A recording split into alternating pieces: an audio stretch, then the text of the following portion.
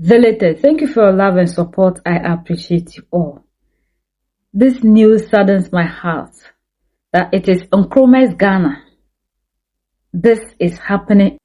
The world has moved ahead. We are the ones now that are pushing ourselves backwards. Ghana that is preaching Pan-Africanism to the whole world. Ghana that is preaching our heritage. The Ghana that is leading the African to total liberation has decided that when they look at what is happening in the world right now, you see the missiles, the drones, the other people are producing. You see how children in China are manufacturing phones, cars, that we grown-ups in Africa, grown-ups will save all our lives to buy. They have seen that it is very important. So we need to go back to that. So for that matter, what we need best right now is Arabic and Chinese. Languages in our schools. Compulsory. The children, primary school, they need to learn Arabic and Chinese. What do we need Arabic for? What do we need Chinese for? The Ghanaian home is filled with Chinese maid. Our educational minister, Haruna Idrusu, could not change anything whereby the child of Ghana can acquire these skills. The only thing he said is we need Chinese language. We need Arabic language for our children to learn in school. French, because the three subjects that were languages that came up was French, Chinese, and Arabic. Those were the three that we had. No, there is Italian and there is Spanish. They are all foreign languages that we intend to introduce. But ask me, where are the teachers for it? Where is curriculum for it? It will take time. Because you only have French teachers. And I say, I'm giving you the roadmap that this is our thinking as a country, that every Ghanaian child growing up must know that you have opportunity to learn one foreign language of your choice. So, will it be geographical, or you can choose all in the school? No, you just choose. But as I said, even Ghanaian languages, there are challenges. The literature, the books, the teachers, they are just not available. So we're encouraging as many people as possible to write in the local Ghanaian languages. Clarify something. And this is something that's been on social media. There's a concern that for Chinese, for example, we don't know of any recruited teachers. Absolutely. Right? We don't have enough French teachers. Now, neither do you have for Italian or Spanish or for German. Yes. But the concern is that there's already a process of recruiting Arabic teachers. So there's a feeling that there's an inordinate interest in promoting Arabic as a compulsory language. So just clarify this for me. That's an erroneous misconception. Okay. There are a number of foreign languages that is benefiting from the revised curriculum. Correct. There is no emphasis on any. It's all optional. Correct. As for Arabic teachers, there was already complaint or petitions before the Ministry of Education and the minister, even before I assumed office, to correct an anomaly that there weren't sufficient Arabic teachers to teach it. So if I are responding to that, it has nothing to do with the curriculum review for expanded secondary education. You were asked a number of questions. The last question the journalist asked was, what were your top 3 achievements in the first 1.5 years? And you said the curriculum review. Yes. How is that your biggest achievement? Especially since it's something that has to be done every 5 years. Yes, so as Minister for Education, my single most important achievement is the revision of curriculum from kindergarten to primary 6. And we'll extend it subsequently to junior high school because, one, we are introducing moral values and ethical behavior as an integral part of a subject to be studied by learners at the basic foundational learning. We are also introducing artificial intelligence, coding, electronics and robotics at that level. And then we are building digital skills and then citizenship education. And you know, a few years ago, the country was discussing the matter of moral values and what was being taught and not taught and what was in the manual of teachers and not. All that have been dealt with the revised curriculum. I should thank the Director General and the staff of NACA, the National Curriculum Review institution, that are largely responsible. So I'll still measure that, because now I will be contributing directly or indirectly to the building and molding of character based on sound and acceptable moral values and Ghanaian values with citizenship education.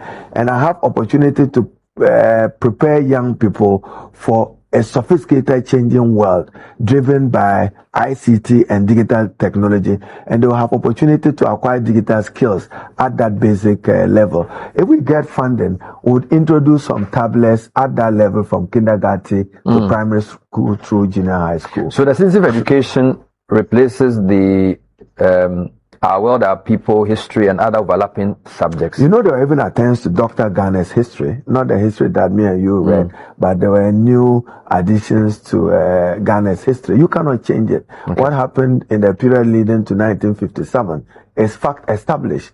I've seen people talk about writings. That's why the British sent anthropologists to Ghana. If you want to study cultures and societies, I'll give you an example, like Asante culture. If you read Rattray, you'll be rich about the Asante and this culture. You cannot do anything today to rewrite what Rattray wrote about the Asantes. You get what I'm saying? So efforts were made to doctor Ghana's history.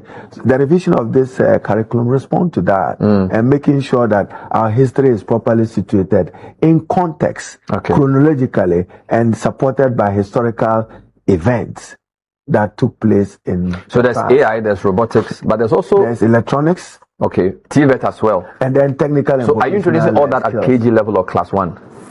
No, it depends. I've seen the public come after me in terms of language. Yes, we are simply saying that reposition Ghanaian language from kindergarten to primary school.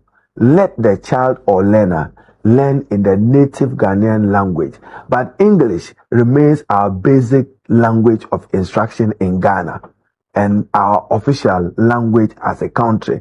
But that child, evidence supports the fact that learns better in her native Ghanaian language. There are challenges. I've heard reference to Chinese, Mandarin, to Arabic, to Italian, to German, to Spanish, and to French.